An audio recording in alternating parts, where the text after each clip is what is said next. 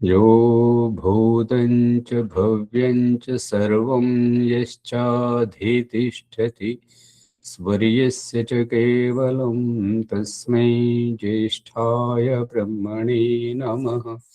तस्मै ज्येष्ठाय ब्रह्मणे नमः। ఓం శాంతి శాంతి శాంతి. ఓం సత్యార్థ ప్రకాశము అధ్యాత్మ సత్సంగానికి వచ్చేసినటువంటి వారందరికీ నమస్తే, స్వాగతం, సుస్వాగతం. ఓం నమస్తే నమస్తే. ఓం నమస్తే ఆచార్య సర్వేభ్యో నమః. నమస్తే నమస్తే.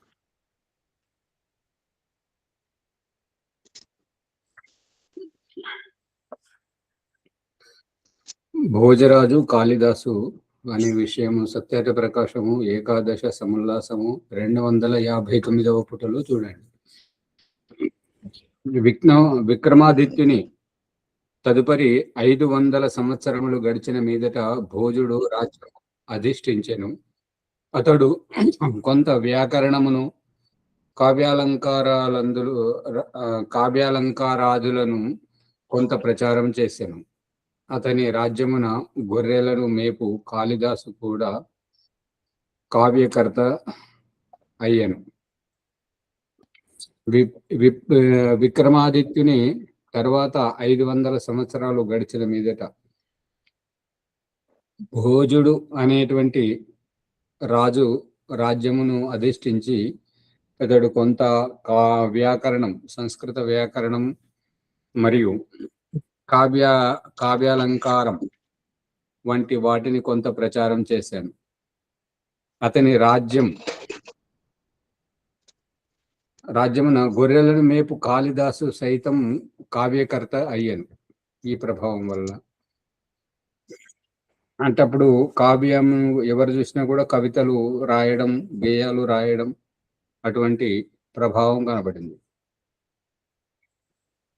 ఎవడేని మంచి శ్లోకము వ్రాసి తీసుకొని వచ్చి భోజరాజుకు వినిపించినా అతనికి అధికముగా ధనము ఇచ్చేవాడు అని ప్రతిష్టయు అతనికి కలిగెను. ఎవరైనా మంచి శ్లోకము వ్రాసి భోజరాజుకు వినిపిస్తే పారితోషికం ఇస్తాడు, సన్మానం చేస్తాడు అని చెప్పేసి ప్రతిష్ట కూడా కలిగింది అతనికి. అతని తర్వాత రాజ్యమునకు వచ్చిన రాజులు, శ్రీమంతులు చదువుటే మానేది. ఇండిగా తర్వాత ఎవరు శాస్త్రాల అధ్యయనం చేయడం మానివేశారు కాబట్టి ఎవరి ప్రభావం ఎక్కువగా కనబడలేదు.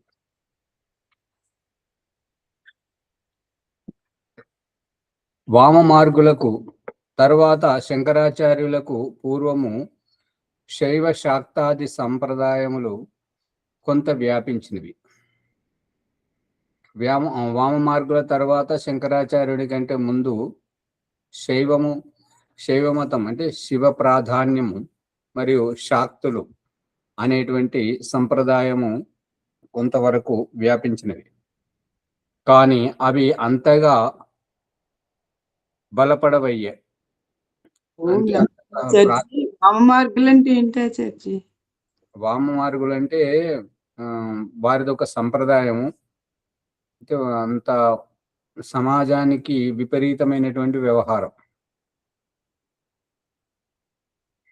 ఇదివరకు మనం చెప్పుకున్నాం కదా వామ మార్గుల గురించి. ఏంటంటే వాళ్ళంతా ఒక రకమైనటువంటి భావజాలం, అంత తాగడం, తినడం అన్నీ చేయాలి. మరియు కామం గురించి వాళ్ళంతా ఎవరితోటైనా ఎవరైనా కామించవచ్చు. అది ఆ రకంగా ఎగురుతూ దూకుతూ ఏదైనా వమనం చేస్తే ఆ వమనం చేసింది కూడా వ్యర్థమే, ఎందుకు పోవాలని చెప్పేసి అందులో ఒకడు అది కూడా తింటాడంట. మరియు కామక్రీడలు ఆడుకునేటప్పుడు ఏంటంటే ఆ మత్తులో, తాగిన మైకంలో ఎవరి చెల్లినో, కూతురును, మరి అక్కను, తల్లినో ఎవరినో ఒకరిని ఎవరినైనా కామించవచ్చు. అంటే ఒకడు అంటాడు తల్లిని వదిలిపెట్టాలని, అంటే మరొకడు అంటాడు ఏంటంటే ఆ తల్లిని కూడా కామం చేయకుండా వదలకూడదు అనేది ఈ వామ మార్గీయుల సిద్ధాంతం. ఇది వరకు వచ్చింది. గుర్తొచ్చింది ఆచార్య, గుర్తొచ్చింది. కానీ అవి అంతగా బలపడవయ్యాయి. అవి అంత ప్రాచుర్యతను పొందలేదు. విక్రమాదిత్య మహారాజు కాలం నుండి శైవ మతం కొంత అభివృద్ధి పొందాను. విక్రమాదిత్యుని కాలం నుండి శైవ మతం కొంత అభివృద్ధి అయింది, ప్రసిద్ధిగాంచింది. శైవులలో పాశుపతాది శాఖలును ఏర్పడెను. శైవ సంప్రదాయంలో పాశుపత శాఖలు కొన్ని ఏర్పడ్డాయి. వామ మార్గులలో దశ మహావిద్యాది శాఖలు ఏర్పడినట్లు శైవులలోను బహుశాఖలు ఏర్పడిను. వామ మార్గంలో దశ మహావిద్యాది శాఖలు ఏర్పడ్డాయి. అదేవిధంగా శైవములోను బహుశాఖలు ఏర్పడినాయి. బహుశాఖలు అంటే అనేక బ్రాంచ్లు, అనేక ఉప సంస్థలు. వివరించి చెప్పండి. ఇందులోకి మళ్ళీ సందేహం వస్తా ఉంటది కదా, చెప్పండి. జైనులు శంకరాచార్యుని శివుని అవతారముగా ఎంచిరి. జైనులు శివుని యొక్క అవతారముగా శంకరాచార్యును భావించారు. వారి అనుయాయులు శైవమతమున ప్రవృత్తులైరి. ఈ శంకరాచార్యుని యొక్క అనుయాయులు శైవ మతములో ప్రవృత్తమయ్యారు, అంటే అనుసరిస్తున్నారు. వామ మార్గులను కూడా తమలో కలుపుకొని చుండిరి. వామ మార్గులను కూడా శైవ మతములో కలుపుకొనిచున్నారు. వామ మార్గులు శివుని పత్నిని దేవిని ఉపాసింప ఆరంభించిరి. వామ మార్గులైనటువంటి వారు శివుని యొక్క భార్య అంటే పార్వతీదేవిని ఉపాసింప ఆరంభించారు. శైవులు మహాదేవుని ఉపాసింప సాగిరి. శివ సంప్రదాయం వారు శివుని ఉపాసిస్తున్నారు.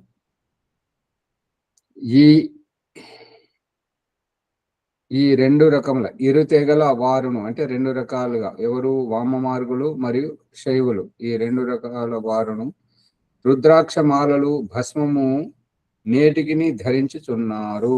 ఎవరైతే విభూతిని శరీరం అంతా పూసుకుంటుంటారో, ఎవరైతే నుసుట అడ్డనామాలు పెడుతుంటారో, ఇదంతా మరి రుద్రాక్షలు ధరిస్తుంటారో దానికి వీరంతా శైవ సంప్రదాయం వారు. కానీ వామ మార్గులు వేద మార్గమునకు ఎంత విరోధులో శైవులంత విరోధులు కారు. వామ మార్గులు వేదమును ఎంతైతే విరోధిస్తుందరో అంతగా ఈ శైవులు విరోధించేవారు కారు. రుద్రాక్ష ధారణ మహత్వం. ధిక్ ధిక్ కాపాలం భస్మ రుద్రాక్ష విహీనం. రుద్రాక్షాన్ కంఠదేశే దశన పరిమితాన్ మస్తకే 22 షట్ ప్రదేశే కరయుగలగతాన్ 12 బాహ్వోరింధో కళాభిః పృథగితి గదితమేకమేవం శిఖాయాం వక్షస్యాధిష్ఠకం యః కలయతి శతకం సా స్వయం నీలకంఠః. రుద్రాక్ష బాల ఉపనిషత్తు దాంట్లో ఈ రకంగా రాసి ఉన్నది. వీరిటి శ్లోకములను అనేకములను రచించిరి. ఇటువంటి శ్లోకాలు ఎన్నో రచించారు. ఏవిని కపాలమున భస్మము కంఠమున రుద్రాక్షలు నుండవో అతడు ధిక్కారమునకు పాత్రుడు అని ఈ శ్లోకముల యొక్క అభిప్రాయం. తం త్యజేదంత్యజం యథా, అతని అంత్యజుని వలె త్యజించవలెను.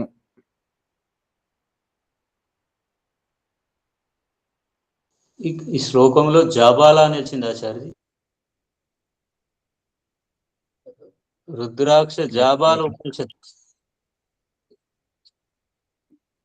జాబాల, రుద్రాక్ష జాబాల ఉపనిషత్తు కూడా ఉందా ఆచార్య ఇట్లా?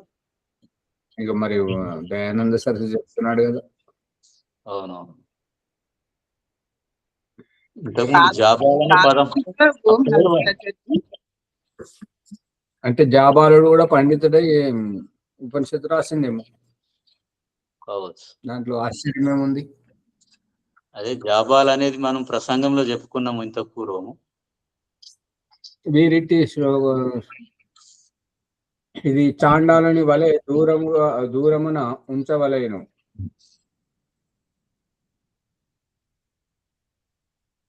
అంటే ఎవరైతే రుద్రాక్ష ధరించారో వారిని, ఎవరైతే ఈ అడ్డనామాలు విభూతి పెట్టుకోరో అటువంటి వారిని చండాలని వలె దూరంగా ఉంచాలి. అంటే వారి అభిప్రాయం ఏంటంటే అందరూ ఈ రుద్రాక్షను ధరించాలి, ఈ యొక్క విభూతి పెట్టుకోవాలి అనేది అభిప్రాయం.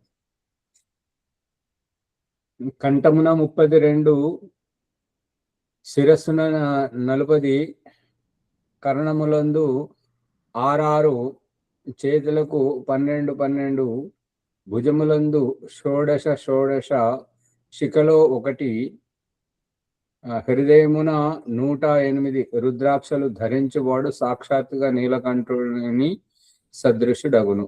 ఇట్లే శాక్తులు అంగీకరించరు.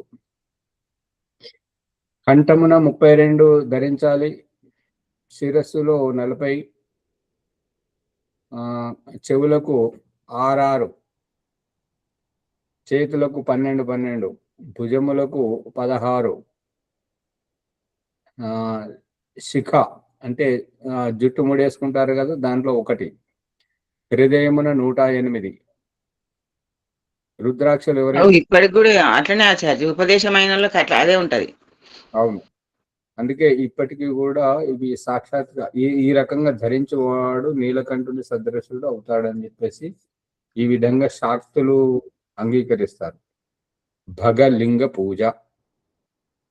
తదుపరి ఈ వామ మార్గులు శైవులు కలిసి భగ లింగములను స్థాపించిరి. వానినే జలధారి లింగమునని చెప్పుదురు. వానిని పూజింపసాగిరి.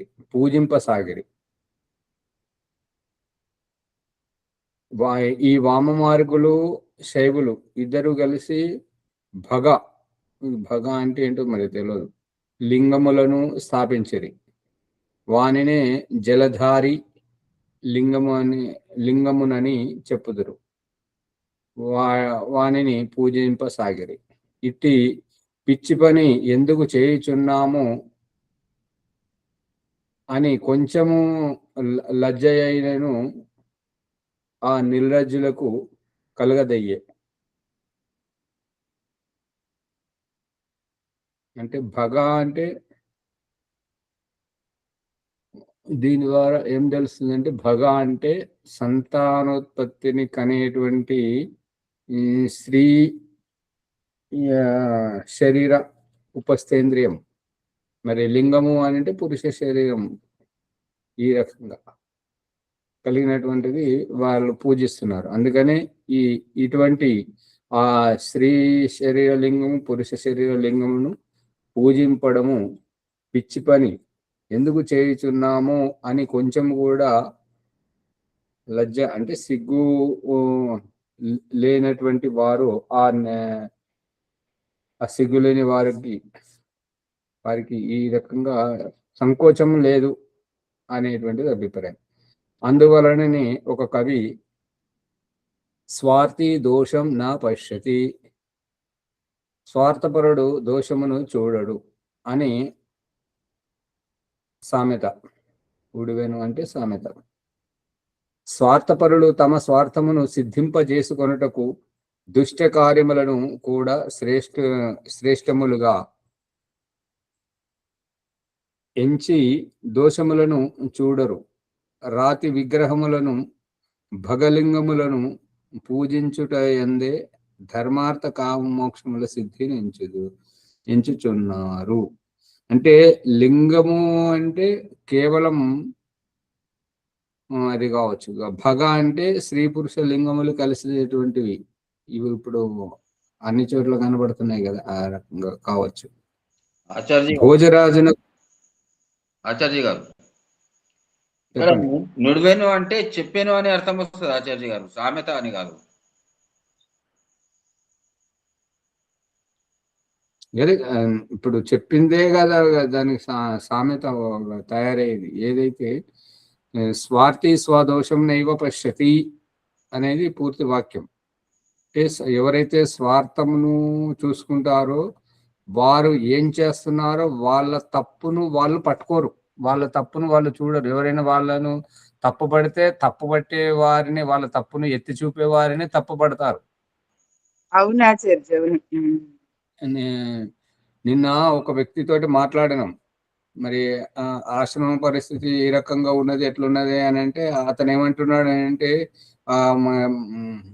మరి మీరు ఎలా వచ్చారో, మిమ్మల్ని అయితే అనిలేష్ గారు తీసుకొచ్చారని చెప్పేసి వంకర మాటలు మాట్లాడుతున్నారు. మరి మీరు కానీ గోవిందరావు గారు కానీ ఎవ్వరు కమిటీ వాళ్ళు కలిసి అనిలేష్ గారికి చెప్పకపోతే అనిలేష్ గారు ఎందుకు తీసుకొచ్చారు?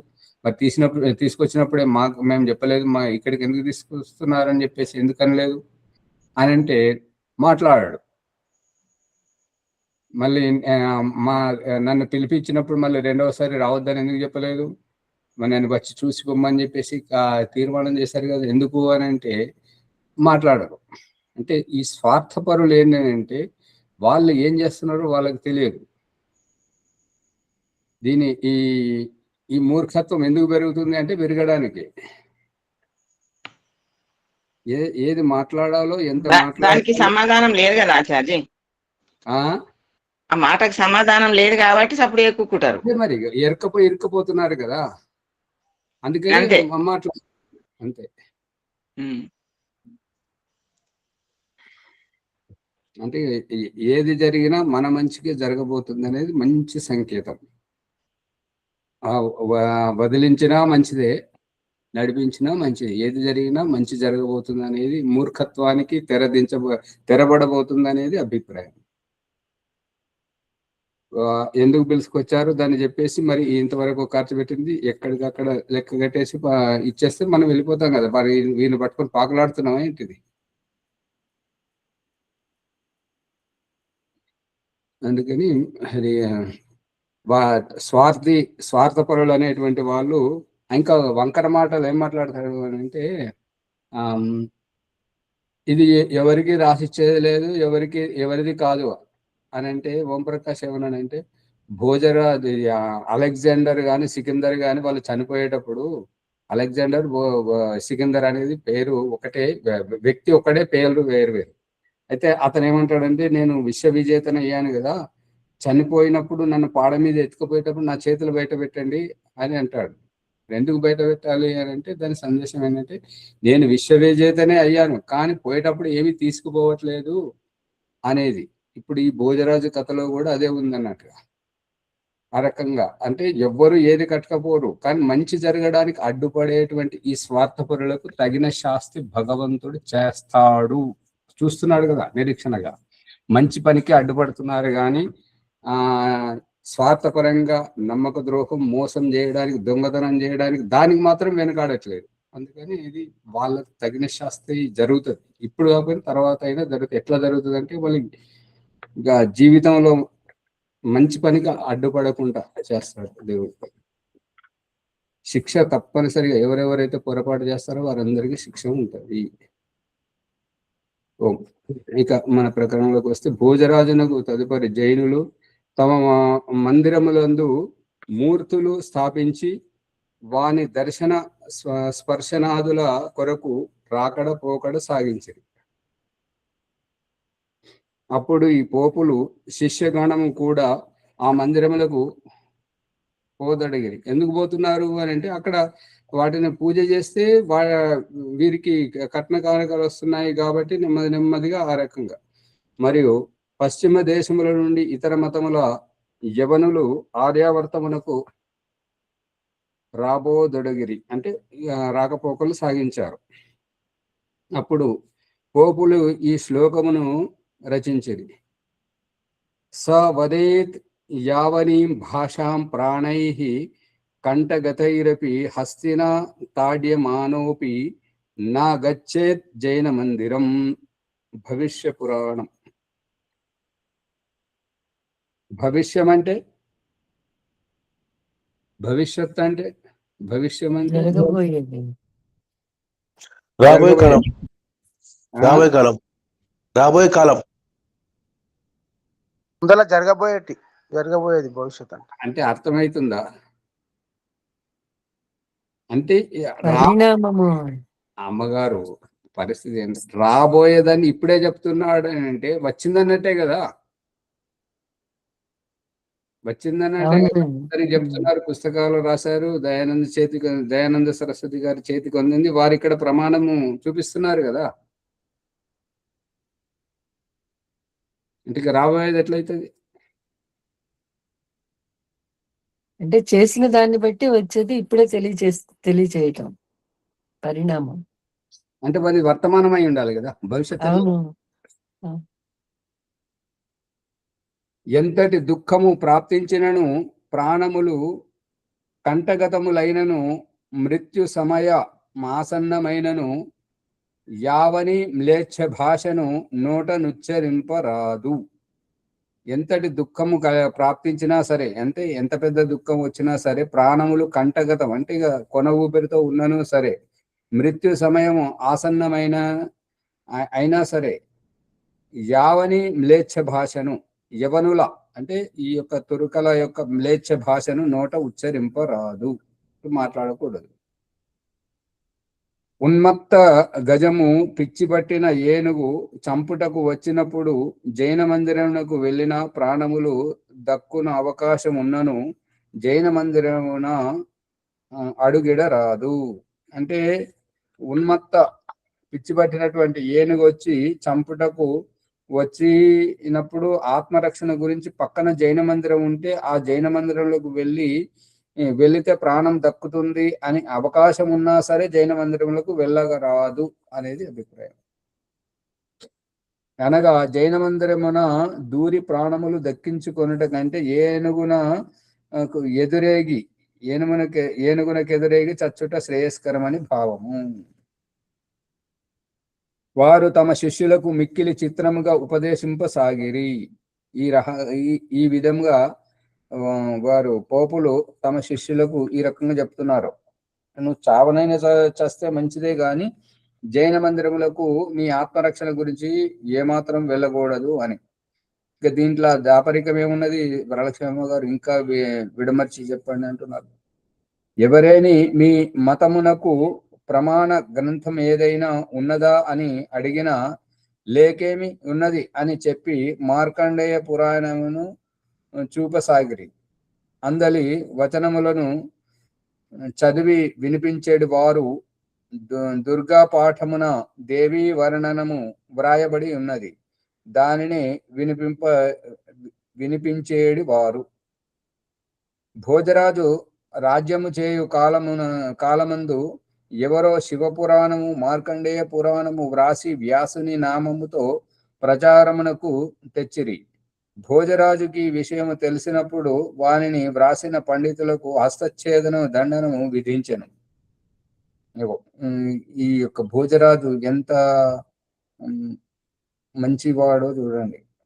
వేద ప్రచారంతో ఆ రకంగా చేసినటువంటి వ్యాకరణం చదివిన వాడు కాబట్టి, కావ్యాలంకారాన్ని ప్రసిద్ధం చేసినటువంటి వాడు కాబట్టి, ఈ శివపురాణం మార్కండేయ పురాణం రాసినటువంటి ఈ స్వార్థపరులు తమ పేరు పెట్టుకోకుండా వ్యాసుని పేరుతో ప్రచారమునకు తీసుకొచ్చినప్పుడు భోజరాజుకు ఈ విషయం తెలియగానే ఆ పండితులను బంధించి వారి చేతులను నరికేశాడు.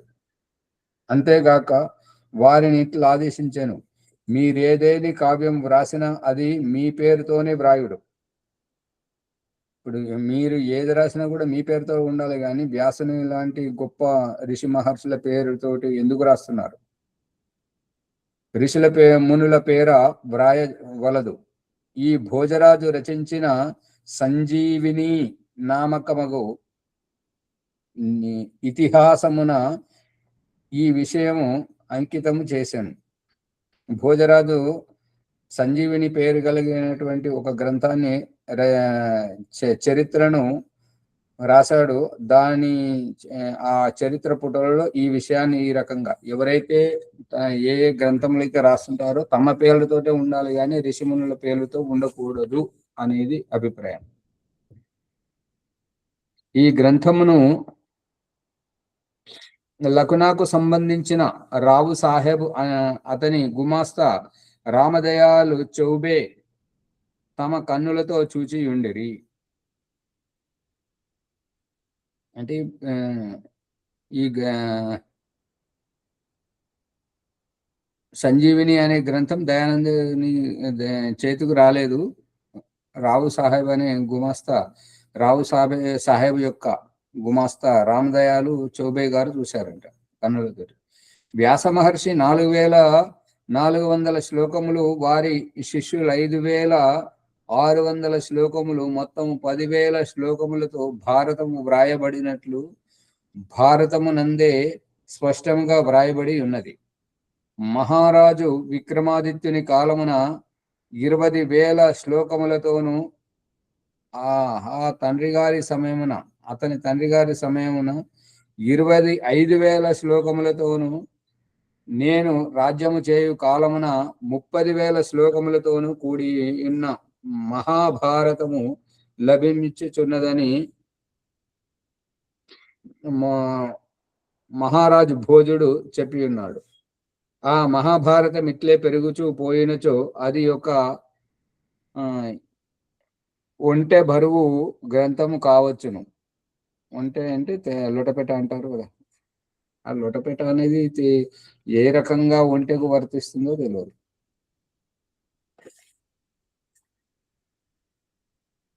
లొటపెట అంటారా ఒంటె అంటారా? మరి ఒంటి అంటారు, రొట్టెపడి అని అప్పుడు అంటారు. అదే మరి లొటపెట అనేది ఏ రకంగా దానికి వర్తిస్తుంది అనేది తెలియదు. మరియు ఇట్లే ఋషిమునుల నామములతో పురాణాది గ్రంథములను రచించుచు పోయిన ఆర్యావర్తపు మానవులు భ్రమజాలమున పడి వైదిక ధర్మ విహీనులై భ్రష్టులగుదురు. ఈ రకంగా ఎవరికి వారు ఋషిమునులతో పుస్తకాలను రాస్తే ఆర్యావర్తంలో ఉన్నటువంటి మానవులు భ్రమజాలములో పడి ఏది వైదికమో ఏది అవైదికమో తెలుసుకొన జాలక అందరూ ధర్మవిహీనులై భ్రష్టులవుతారు.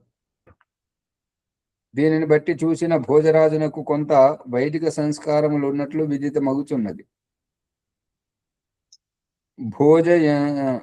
భోజ సమయమున యంత్రములు, భోజరాజు యొక్క సమయంలో అప్పుడు యంత్రములు ఏ రకమునో వాటి గురించి చెప్తున్నాడు. భోజరాజు తన భోజ ప్రబంధ నామక గ్రంథమున ఇట్లు వ్రాసెను. ఘట్యేకయా కోశ దశైకమశ్వః సుకృత్రిమో గచ్చతి చారుగత్యా వాయుం దదాతి వ్యజనం సుపుష్కలం వినా మనుష్యేన చలత్యజస్రం. భోజరచిత సమరాంగణ సూత్రధార యుక్తి కల్పతరువులో ఈ విధంగా రాయబడి ఉన్నది. భోజరాజు రాజ్యమునను అతని సమీపమునను మంచి శిల్పులుండిరి, అంటే మంచి కళాకారులు ఉన్నారు. వారు యంత్ర సహాయముతో నడుచునట్టి గుర్రపు ఆకారపు ఒక యానమును రచించిరి. అంటే ఆ శిల్పకారులు మంచి శిల్పకారులైనటువంటి వారు యంత్ర సహాయముతో నడిచేటువంటి గుర్రము ఆకారములో కలిగినటువంటి ఒక యానమును రచించిరి. అంటే ఈ బైక్ అంటే సైకిల్, అంటే ఒక గడియ కాలములో అది 11 కోసులు, ఒక గంటలో 27.5 క్రోసుల దూరం పోవుచుండేది.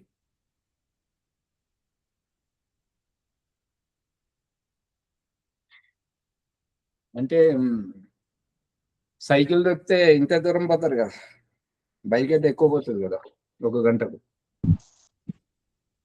చాలా ఎక్కువ పోతుంది అది. అంటే సైకిలే ఉంటుంది. సైకిల్ అంటే 15 కిలోమీటర్లు పోతుంది. ఇక్కడ కోసులు అంటే 60 కిలోమీటర్ కోసులు, కోసులు మొత్తం 27 కోసులు అంటే 60 కిలోమీటర్లు. లేదు, ఒక క్రోసుకు 1.5 కిలోమీటర్ అవుతుందండి. ఒక కిలోమీటర్లు కోసు 3 కిలోమీటర్లకు ఒక కోసు 3 కిలోమీటర్లు. అది అది భూమి మీదను అంతరిక్షములను పోయేది. ఇక చెప్పండి. భూమి మీద అంతరిక్షంలో పోయేది. భూమి మీద పోయే దాని మీద చెప్తున్నారు కదా, ఇప్పుడు అంతరిక్షంలో కూడా పోతుందండి.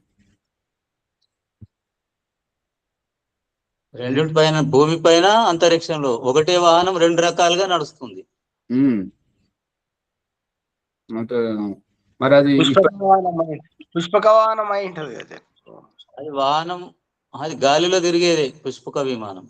అదే మరి విమానాలన్నీ గాలిలో ఎగిరేవి కానీ భూమి మీద నడిచేవి కాదు కదా. మరి అది ఇప్పటి వరకు మరి ఎందుకు ఆవిష్కరణ కాలేదో తెలియదు. అవి అయినాయి ఆచార్య. ఓవర్ క్రాఫ్ట్ అని 2 రకాలుగా నడిచేది ఒకటి ఉంది. ఇప్పుడు సైనికుల దగ్గర నీళ్ళలో నడిచేవి, భూమి మీద నడిచేవి ఉన్నాయి కదా. ఉన్నాయి. Over craft. రెండవది పంఖ విసనకర్ర వీవన. పంఖ విసనకర్ర అంటే ఇది ఏమంటారంటే ఇది హెలికాప్టర్ కదా.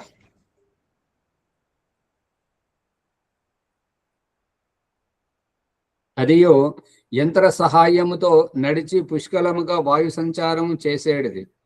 ఇప్పుడు వీళ్ళు వస్తున్నారు కదా మంత్రులు, పెద్ద పెద్ద వాళ్ళు, ఇక్కడికి వెళ్ళి అక్కడికి వెళ్ళి ఇక్కడికి తిరగడానికి వాడుతున్న దానికి ఇది విసనకరనే ఉండి గాలి విమానం లాగా వస్తుంటది కదా, అది అయి ఉంటది. దానికి మనుషునితో ప్రమేయం లేదు. మనుషునితో ప్రమేయం లేదంట, యంత్రముగా. ఇవి రెండును నేటి వరకు ప్రచారంలో నుండిన ఐరోపా వాసులు ఇంత గర్వపడకుండేటి వారు. అంటే ఇది ఐరోపా దేశం రాజు అన్నట్టుగా ఈ భోజుడు. అక్కడ వీళ్ళు ఈ రకంగా మనిషిని ప్రమేయం లేకుండా యంత్ర సహాయంతో గుర్రం వంటి ఆకారం కలిగినటువంటి వాహనంను నిర్మించినా కూడా ఇది నేటి వరకు ప్రచారంలో ఉన్నను కూడా ఐరోపా వాసులు ఇంత కూడా గర్వపడకుండేడు వారు అంటే వారికి ఇది సామాన్యమే అనేటువంటిది అభిప్రాయం. పోపులు తమ శిష్యులను జైనుల వంకకు పోనీయక ఎంత నిషేధించినను జైనుల మందిరములకు పోవుతూనే ఉండిరి.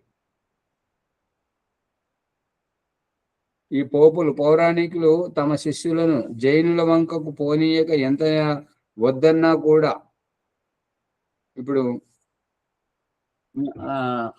ఆర్య సమాజికులే కానీ, ఆర్య సమాజికులు, మనం ఆర్య సమాజం గురించి చర్చిస్తున్నాం కాబట్టి, వీళ్ళ సంతానం ఇంట్లో విగ్రహాలు పెట్టరు, మూర్తి పూజ చెయ్యరు, ఇక యజ్ఞం చేస్తారు, ఊరుకుంటారు. దాని గురించి ఎక్కువ చెప్పకపోవడం వల్ల వాళ్ళ పిల్లలు, బంధువులు, ఎక్కువ శాతం భార్య భర్త వాళ్ళు ఏం చేస్తుంటారంటే ఎక్కువ విగ్రహాల దగ్గరికి, ఆ పూజ దగ్గర పోతారు. అక్కడికి వెళ్ళొద్దు, అక్కడ ఏమి లేదు అన్నా కూడా ఎందుకు వద్దంటున్నారంటే అక్కడ ఏమి లేదు, సత్యం అనేటువంటిది నిరాకార తత్వం అని ఎంత చెప్పినా కూడా వీళ్ళ మాటలు వాళ్ళు వినరు. ఎందుకు వినరు అని అంటే, ఎప్పుడైతే వాళ్ళు వినదలుచుకుంటారో అప్పుడు వీళ్ళు స్వయాన వినిపిస్తుంటారు. ఇక వ్యవహారం వచ్చినప్పుడు ఏదైనా పొరపాటు చెప్తే ఏమంటారంటే, నీతులు బాగానే చెప్తున్నావు కదా, నువ్వెందుకు చేస్తున్నావు అని చెప్పేసి ఈ రకంగా ఎదురు చెప్పి వారి మాటలను ఆచరించరు. అందు గురించి వాళ్ళ మనసుకు తోచింది వాళ్ళ స్నేహితుల ప్రభావంతో ఆ గుళ్ళకు గోపురాలకు పోయి అక్కడ ఇప్పుడు ఏమంటారంటే, ఆర్య సమాజంలో సత్సంగంలో యువకులు రావట్లేదు అని అంటారు. యువకులు రావాలి అని అంటే వాళ్ళకి అవకాశం ఇవ్వాలి కదా. అందుకని గంగా ప్రసాద్ ఉపాధ్యాయ గారు ఏం చెప్తుంటారంటే, మన ఇంటి లోపల పెళ్లి రోజు కానీ, పుట్టినరోజు కానీ, పండుగలు కానీ వచ్చినప్పుడు ఏ సందర్భంగానైతే అందరూ ఇంటిల్లిపాది బంధువులతో సహా ఉండేటువంటి సందర్భం వచ్చినప్పుడు మనము ఇంటిలో యజ్ఞము చేయకుండా వేరే పురోహితులను, ఆచార్యులను మన ఇంటికి పిలిపించి చేయించినప్పుడు వాళ్ళు చెప్పిన విషయాలు ఇంటిల్లిపాదికి వర్తిస్తుంటాయి. ఆ రకంగా ఓసారి శ్రావణ మాసంలో కార్యక్రమం పెట్టాల్సి వస్తే గంగాప్రసాద్ ఉపాధ్యాయ గారికి పండితులు దొరకకపోతే ఎవరో ఒక వ్యక్తి కొత్తగా ఆర్య సమాజానికి వస్తున్నటువంటి వ్యక్తికి స్వస్తి వాచనం శాంతికరణం మాత్రమే చదవడం వచ్చు, అంతకుమించి ఏమీ రాదు. అతన్ని తీసుకొచ్చి అతనికి ఏమని చెప్పాడంటే, నువ్వు ఈ మంత్రాలు చదువుతుండు, దీని అభిప్రాయం నేను చెప్తానని చెప్పి అతని చేత, ఆ పురోహితుని చేత ఈ స్వస్తివాచనం శాంతికరణ మంత్రాలు చదివించి దాని వ్యాఖ్యానం పండితులు గారికి మామూలు భాషలో మాట్లాడరు, వారు సంస్కృతమే మాట్లాడుతుంటారు కాబట్టి దాని అభిప్రాయం ఏమిటంటే అని చెప్పేసి పిల్లలకు, భార్యకు, ఎవరెవరికి ఏమేమి చెప్పాలో అన్ని విషయాలు తాను వ్యాఖ్యానంలో చెప్పేటువంటి వాడు. ఇక వాళ్ళు ఎప్పుడైనా పొరపాటు చేస్తే, చూసావా నువ్వు ఇట్లా చేస్తున్నావు, పండితుడు ఏమేమి చెప్పాడు ఆ రోజు, ఆ రకంగా చేయకూడదు కదా అని హెచ్చరించేటువంటిది. కానీ ఇప్పుడు ఈ దైనిక అగ్నిహోత్రం ఎట్లయితే చేయడం వచ్చిందో, ఓం స్వాహ గాయత్రి మంత్రం రాగా అని మాకే అంతా తెలుసు అనేటువంటి ఈ అహంకారం అనండి, ఏమైనా అనండి, దాని వల్ల వాళ్ళే యజ్ఞం చేసేసరికి ఇంటికి పండితులను, విద్వాంసులు రానివ్వకపోయేసరికి ఇంటిల్లిపాది వాళ్ళు వినకపోగా వాళ్ళ పుట్టినరోజులకు, పెళ్లి రోజులకు ఈ గుళ్ళు, గోపురాలు, రాళ్ల రప్పల చుట్టూ తిరుగుతున్నారు అన్నట్టుగా. ఇప్పుడు నేను ఇందాక ఒక వ్యక్తి ప్రస్తావన తీసుకొచ్చాను కదా, ఆ వ్యక్తి వాళ్ళ ఇంటికి పిలిచి వాళ్ళ నాన్న పక్క ఆర్య సమాజకుడు, కానీ ఆ అనిలేష్ గారి నన్ను పిలిచి ఆ పిండాలో పెట్టి అన్నం పెట్టాడు అనమాట. ఆ రకంగా అది మళ్ళీ ఈ రాళ్ల రప్పుల చుట్టూ, గుళ్ళు గోపురాల చుట్టూ బయట తిరుగుతుంటారు, కానీ అగ్నిహోత్రం మాత్రం చేయడానికి సంకోచపడుతుంటారు. ఆ రకంగా ఉంటుంటది. మరి ఆ దేవుడే వారికి సద్బుద్ధిని ఇవ్వాలని కోరుకోవాలి, అంతే. ఏం చేస్తున్నాం అనేటువంటిది స్వార్థి స్వదోషం నైవ పశ్యతి అనేది ప్రకారం. అర్థమవుతుందా రాజమణిమ్మ గారు, సూర్యప్రకాష్ గారు? మన పిల్లలు ఎందుకు రారు, కూర్చుండరు, ఆర్య సమాజానికి రారు అంటే వారికి చెప్పేవారు లేరు. వారికి వాళ్ళ క్లాసులో చెప్తుంటారు కదా, వాళ్ళ స్నేహితులు చెప్తుంటారు కదా, అక్కడ వాళ్ళకి చెప్తుంటారు. ఇక్కడ వీళ్ళ ఇంట్లో ఏం చేస్తుంటారంటే సామాన్య బుద్ధి కలిగినటువంటి వాళ్ళు, ఈ పిల్లలు బడికి వెళ్ళిపోతే మనం ఖాళీగా ఉంటాం, మనం ఏదైనా చేసుకోవచ్చు అని అంటుంటారు. అటువంటి వారు పిల్లలు లేకుండా ఎవరైనా శుభకార్యం చేస్తే వాళ్ళది సఫలం కాదు. దానికి ఆ ఇంట్లో గొడవలు అవుతుంటాయి. మన వారు 100 మంది వారున్నారు ఆచార్య, ఒక్కరిక్కడకున్నారు అంతే.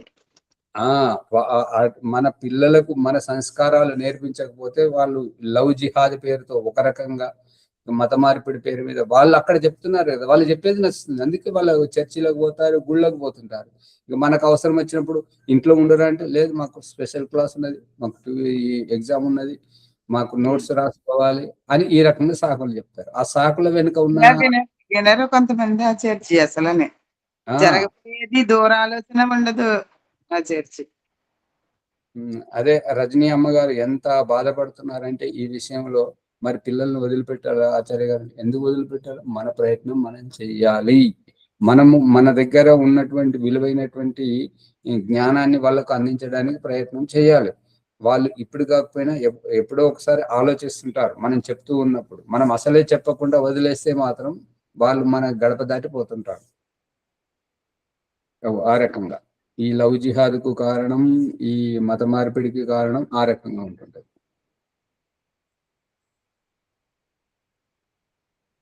నా మాటకి ఎదురు చెప్పకూడదు అంటారా చర్చి? అంటే ఎదురు చెప్పకూడదు అనేటువంటి వాళ్ళ దాంట్లో అర్థం ఉన్నది ఏంటంటే, నీతులు చెప్పొద్దు, అది గుర్తుపెట్టుకోండి. మనం చెప్పే మాట ఎలా ఉండాలి అంటే, వారు ఎంత దూరం పోయినా, ఎన్ని రకాలుగా ఆలోచించినా, ఎవరెన్ని చెప్పినా, మనం చెప్పిన కాడికే వాళ్ళు రాగలిగితే, వాళ్ళ నిర్ణయం, మనం చెప్పిన అభిప్రాయమే వాళ్ళకి అర్థమైతే, అప్పుడు మన మాట ఆసక్తికరంగా వింటారు, శ్రద్ధగా వింటారు. ఏదైనా వారికి ఇబ్బంది వస్తే మొట్టమొదట మన దగ్గరికి వస్తారు, మనల్ని సంప్రదిస్తారు. మనం చెప్పేటివి అబద్ధాలుగా నిరూపణ అయితే, ఇప్పుడు ఉదాహరణకు అమాయకులైనటువంటి వారి పిల్లలకి ఏమని చెప్తారంటే, ఎవరితో కొట్లాడొద్దు, ఎవరిని తిట్టొద్దు, మంచిగా బుద్ధిగా ఉండాలని అమ్మ చెప్తుంది. అలాగే అని చెప్పేసి వాళ్ళు తల ఊపి గడప దాటగానే పక్కింటోడు అంటారు, అరే నీ అవ్వారా ఉంటాడు. ఇప్పుడు ఈ పిల్లలు ఏం చేయాలి వాళ్ళకు? అర్థమవుతుందా? మనమేమో ఎవరిని తిట్టొద్దు, ఎవరిని ఏమనొద్దని మనం నీతులు చెప్పి పంపిస్తాం. వాడు గడప దాటగానే వాడు కనబడి నీ ఎవరిని రారా అని చెప్పి అంటాడు. ఇప్పుడు వాడిని ఏమనాలి? అందుకని నీతులు చెప్పొద్దు, యథార్థం చెప్పాలి, ఉన్నది ఉన్నట్టుగా చెప్పాలి. నువ్వు మంచి ప్రవర్తనతో ఉంటే నువ్వు మంచివాడివి అవుతావు. నువ్వు రామునిలాగా కావాలంటే మంచి ప్రవర్తనతో ఉండాలి. అది దుష్ట దుర్మార్గుల్లాగా ప్రవర్తన చేస్తే నువ్వు అందరిలో సామాన్యుడు అయిపోతుంటావు. మంచిది, మనం ఓపికతోటి అతను ఎందుకు తిడుతున్నాడు ఏమిటనే విషయాన్ని తెలుసుకొని దాన్ని పరిష్కారం చేసుకోవాలి. కానీ కనబడగానే అది గొడవ పడి తిట్టుకోవడం, కొట్టుకోవడం అట్లా చేయొద్దని చెప్పేసి కొద్దిగా ఓపిక, ధైర్యంగా ఉండాలి. ఇలా అంటున్నాడు మీ అబ్బాయి అని చెప్పేసి వాళ్ళ అమ్మ నాన్నకి చెప్తే వాళ్ళు చెప్తుంటారు, ఎందుకు అంటున్నావు అని చెప్పేసి వాళ్ళు చెప్తారు కదా, ఆ రకంగా. అంతేగాని నీతులు చెప్పిన చోటే ఇటువంటి గొడవలు వస్తాయి. అర్థం కావట్లేదు అమ్మగారు?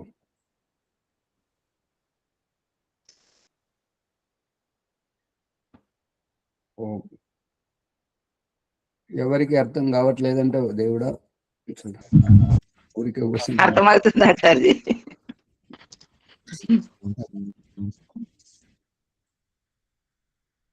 దేవుడు మనకు కల్పిస్తున్నటువంటిది ఏంటంటే ఈ పండుగల పేరుతోటి, చావు పుట్టుకల సాకుతోటి ఈ సందర్భంలోనే పురోహితులను పిలిపించి పూజ, ఈ యొక్క కర్మకాండాలు చేయించి ఈ సాకుతోటి బయట వాళ్ళని పిలిపించి మనకు జ్ఞానోదయం కలిగింపజేస్తున్నాడు. ఆ సందర్భంలో కూడా మనం పిలవకుండా మనమే మన ఇంట్లో పెద్ద ధర్మగురువులమై కూర్చుంటే పరిస్థితి ఆ రకంగానే పరిణామం తెస్తుంటది. అర్థమవుతుందా?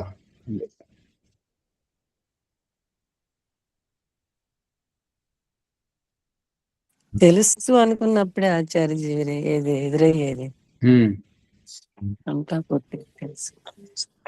వారు తమ శిష్యులకు మిక్కిలి చిత్రముగా ఉపదేశింపసాగిరి. ఎవరేని మీ మతమునకు ప్రమాణ గ్రంథం ఏదైనా ఉన్నదా అని అడిగినా లేకేమి ఉన్నదని చెప్పి మార్కండేయ పురాణము చూపసాగిరి. అందలి వచనములు చదివి వినిపించేడు వారు.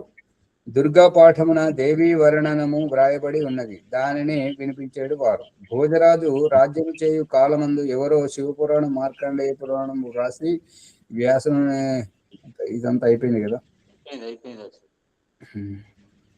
ఋషుల మునుల పేర వ్రాయవలదు. ఈ భోజరాజు రచించిన సంజీవిని, ఇది కూడా అయిపోయింది. వ్యాస మహర్షి 4400 శ్లోకములు, అది అయిపోయింది. ఇది ఇక్కడ చివరిగా ఉంది ఆచార్య, చివరిది సమయం కూడా అయిపోయింది ఆచార్యజీ. ఓం ఓం ఓం. సరే, ఇక్కడ చివరి 2వ పేజీలోకి వచ్చేసినాం. అయిపోయింది. సరే, సమయం అయిపోయింది కాబట్టి ముందుకు తీసుకెళ్ళాం.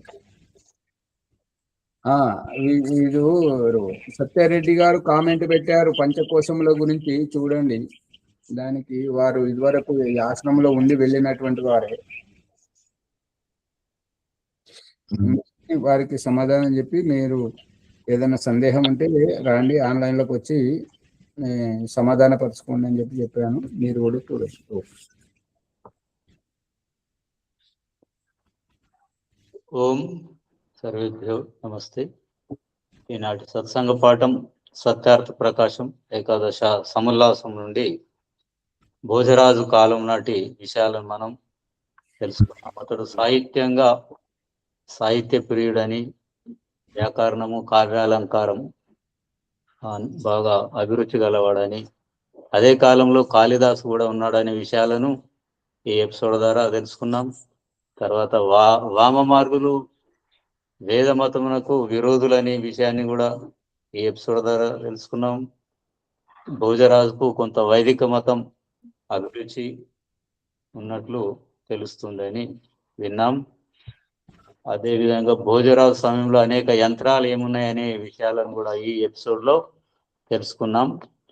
ఆ జైన మత ప్రచారం కూడా ఈ ఎపిసోడ్ ద్వారా ఎలా జరిగిందనే విషయం తెలుసుకున్నాం. కాబట్టి ఈ విషయాలన్నీ అందరికీ అందించడానికై ఎపిసోడ్ను లైక్ చేద్దాం, షేర్ చేద్దాం, సబ్స్క్రైబ్ చేసి గంట సింబల్ నొక్కి ఈ జ్ఞానాన్ని అందరికీ అందించాలని కోరుతున్నాను. ఇంకేమైనా సందేహాలు ఉంటే కామెంట్ బాక్స్లో ప్రశ్నలు రాసి సందేహ నివృత్తి చేసుకొని అధిక జ్ఞానాన్ని పొందాలని కోరుతున్నాను. ఈ విషయాలన్నీ మనకు అందించిన ఆచార్య గారికి ధన్యవాదములు. ఈరోజు వైదిక సంధ్య గురువారం 2వ బ్యాచ్ నుంచి చేయించాలి. ఎవరున్నారో చేయించాలని మనది. నోట్లో ఉన్నారు రాజమణమ్మ గారు. నేను చేయిస్తాను. చేయించాలి. నేను చేయిస్తానండి. రాజమణమ్మ విజయదుర్గ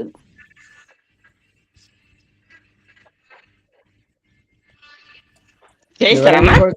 రాజమండ్రి చేయించుకోండి, వచ్చారుగా ముందుకి.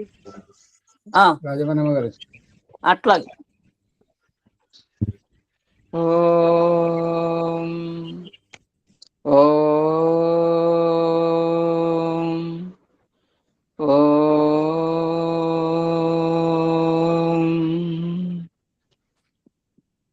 వైదిక సంధ్య పరమజ్యం. ఓం అమృతోపసరణమసి స్వాహ. ఓం అమృతాపిధానమసి స్వాహ. ఓం సత్యం యశః శ్రీర్మై శ్రీ శ్రేతాం స్వాహ. ఆచమన మంత్రం. ఓం షణ్ణో దేవీరవిష్టయ ఆపో భవంతు పీతయే శయ్యోరవిశ్రవంతు నాః. ఇంద్రియ స్పర్శ మంత్రములు.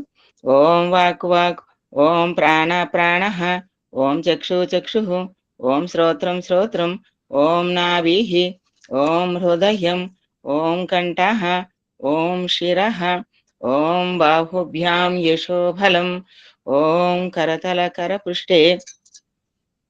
మార్జన మంత్రములు. ఓం భువ పునాతు శిరసి, ఓం భువ పునాతు నేత్రయోః, ఓం స్వః పునాతు కంఠే, ఓం మహ పునాతు హృదయే, ఓం జనః పునాతు నాభ్యాం, ఓం తపః పునాతు పాదయోః, ఓం సత్యం పునాతు పునః శిరసి, ఓం కం బ్రహ్మ పునాతు సర్వత్ర. ప్రాణాయామ మంత్రములు. ఓం భూః, ఓం భువః, ఓం స్వాహ, ఓం మాహ, ఓం జనః, ఓం తపః, ఓం సత్యం. ఆగమర్ష మంత్రములు. ఓం ఋతం చ సత్యం చాభిద్ధాత్ తపసో ధ్వజాయత తతో రాత్రజాయత తత సముద్రో అర్ణవ సముద్రోదర్ణవాదతి సంవత్సరో అజాయత అహోరాత్రాని విదదదిశ్వశ్వమిషతో వశి. ఓం సూర్యా చంద్రమసౌ దాత యథా పూర్వమకల్పయత్ ధ్రువించ పృథివీంచాంతరిక్షమతో స్వాహ. ఆచమన మంత్రం. ఓం షణ్ణో దేవీరవిష్టయ ఆపో భవంతు పీతయే శయ్యోరవిశ్రవంతు నః.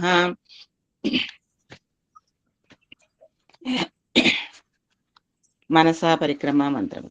ఓం ప్రాచీదిగగ్నిరధిపతిరసితో రక్షితా నిత్యైషవః తేభ్యో నమోధిపతిభ్యో నమో రక్షితృభ్యో నమో ఇష్కుభ్యో నమః ఏభ్యో అస్తు.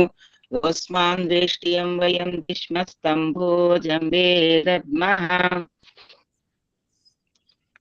ఓం దక్షిణాదింద్రోధిపతిస్థిరచ్చిరాజీ రక్షా పితరేషవః తేభ్యో నమోధిపతిభ్యో నమో రక్షితృభ్యో నమో ఇషుభ్యో నమః ఏభ్యో అస్తు.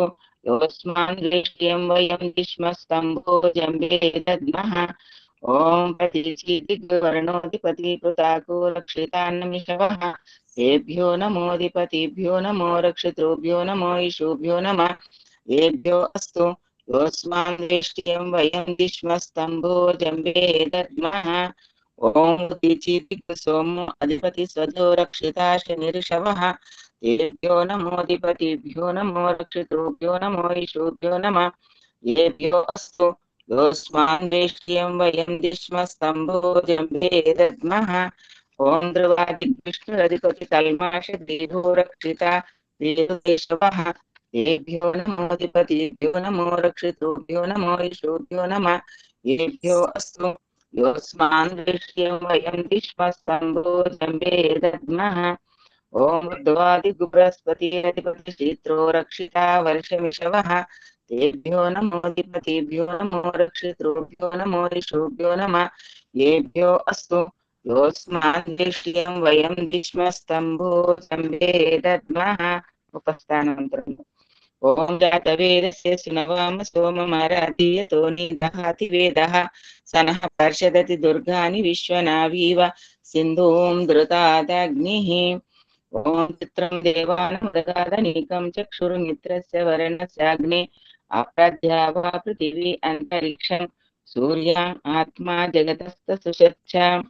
ఓం ఉద్వయం ఓం ఉదుత్తం జాతవేదసం దేవం వహంతి కేతవా దృశే విశ్వాయ సూర్యం ఉద్వయం తమసస్పరిస్వః పశ్యంత ఉత్తరం దేవం దేవత్రా సూర్యమగన్మ జ్యోతిరుత్తమం. ఓం చక్షుర్దేవైదం పురస్తాచక్రముచ్చరతు పశ్యేమ శరదాశతం జీవేమ శరదాశతం స్నేయామ శరదాశతం ప్రభ్రవామ శరదాశతం అదీనామస్యామ శరదాశతం భూయచ్చ శరదాశతాత్. ఆజ్ఞామంత్రం. ఓం శన్నో దేవీరవిష్ణయ ఆపో భవంతు పీతయే శ్రేయోరవిశ్రవంతు నాః. గాయత్రీ మంత్రం.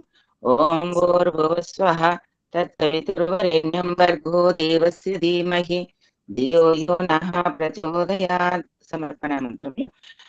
హే ఈశ్వర దయానిధి భగవత్కృపాయ అనేనా జపోపాసనాది ధర్మార్థ కామ మోక్షాణం శ్రద్ధ సిద్ధి భవే నమః.